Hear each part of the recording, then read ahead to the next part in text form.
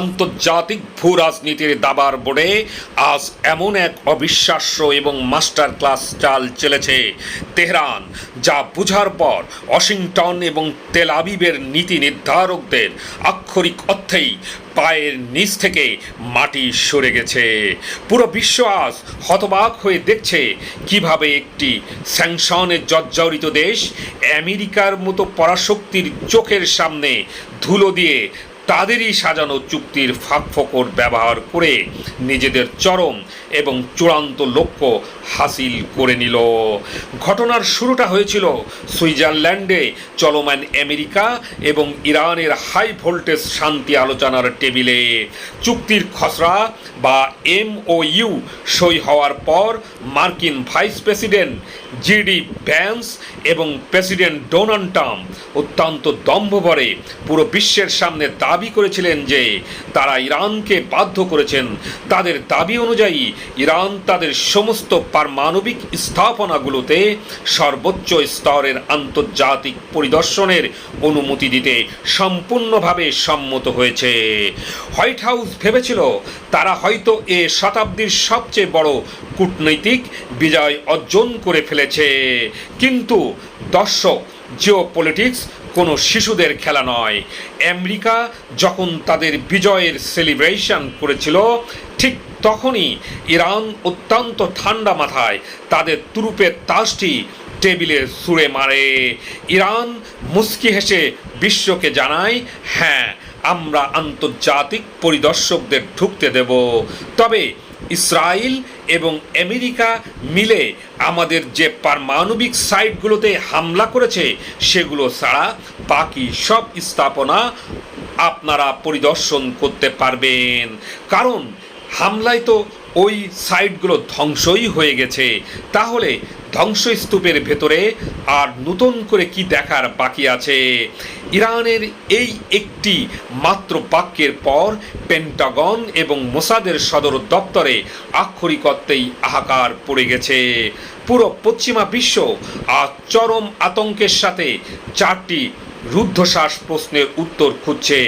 প্রথমত, ধ্বংসের দোহাই দিয়ে ভোট এবং নাতানজু এবং ইস্পাহানের মতো সবচেয়ে গুরুত্বপূর্ণ ইউরেনিয়াম সমৃদ্ধকরণ কেন্দ্রগুলোতে প্রবেশ নিষিদ্ধ করার পিছনে ইরানের আসল খেলাটা কি?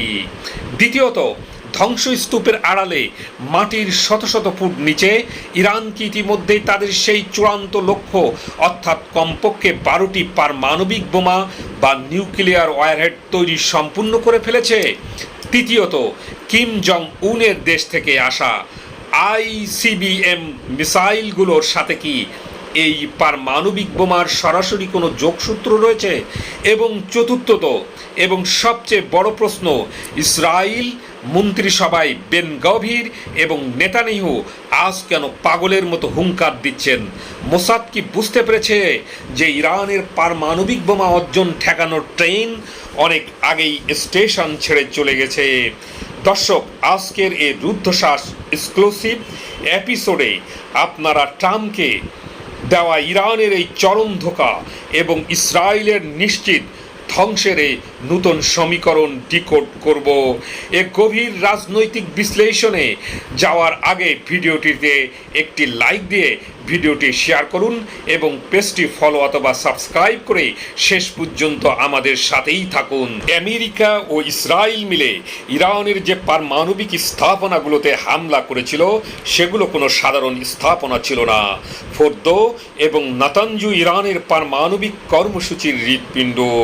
আমেরিকা এবং ইসরায়েল ভেবেছিল তারা সেখানে হামলা করে ইরানের পারমাণবিক স্বপ্নকে কয়েক বছরের জন্য পিছিয়ে দিয়েছে, কিন্তু আসল খেলাটা শুরু হয়েছে ঠিক এই জায়গাটিতেই।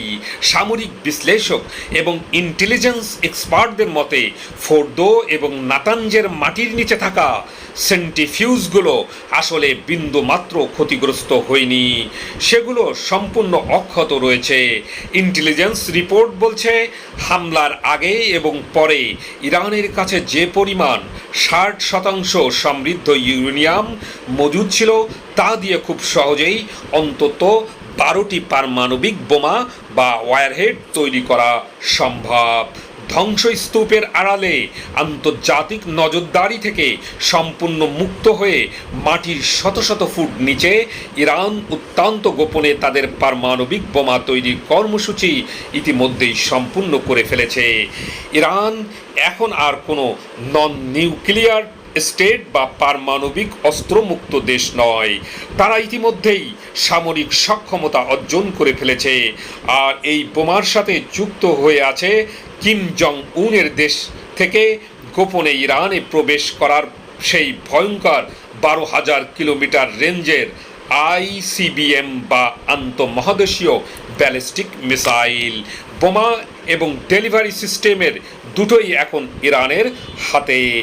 তেহরান এখন শুধু অপেক্ষা করছে সুইজারল্যান্ডের চুক্তি চূড়ান্ত বাস্তবায়নের জন্য। একবার তাদের আটকে থাকা শত শত বিলিয়ন ডলার ফান্ড বা টাকা ফেরত চলে এলেই তারা হয়তো সরাসরি বিশ্ব মঞ্চে পারমাণবিক পরাশক্তি হিসাবে নিজেদের আত্মপ্রকাশ করবে। ইরানের এই সাইকোলজিক্যাল এবং স্ট্র্যাটেজিক মাস্টার স্ট্রোকের পর ইসরায়েলি মন্ত্রিসভায় আক্ষরিক অর্থেই আগুন লেগে গেছে।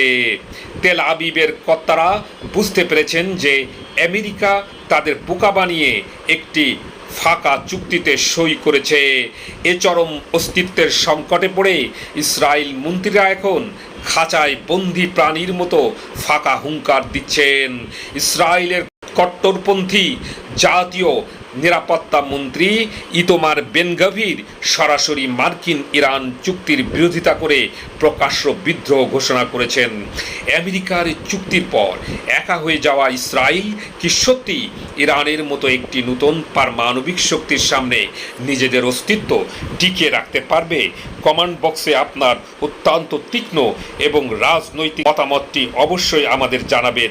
মূলধারার পশ্চিমা মিডিয়ার লুকানো এই আসল সত্যটি জানতে এবং ইসরায়েলের এই অসহায়ত্ব অন্যকে জানাতে ভিডিওটি এখনই আপনার টাইমলাইনে শেয়ার করুন। বিশ্ব রাজনীতির চরম ক্রান্তি লগ্নে চ্যানেলটি সাবস্ক্রাইব করে সব সময় সত্যের পাশে থাকার অনুরোধ রইল। দেখা হবে পরবর্তী কোনো রুদ্ধশ্বাস এবং তথ্যবহুল জিওপলিটিক্যাল বিশ্লেষণে। ধন্যবাদ।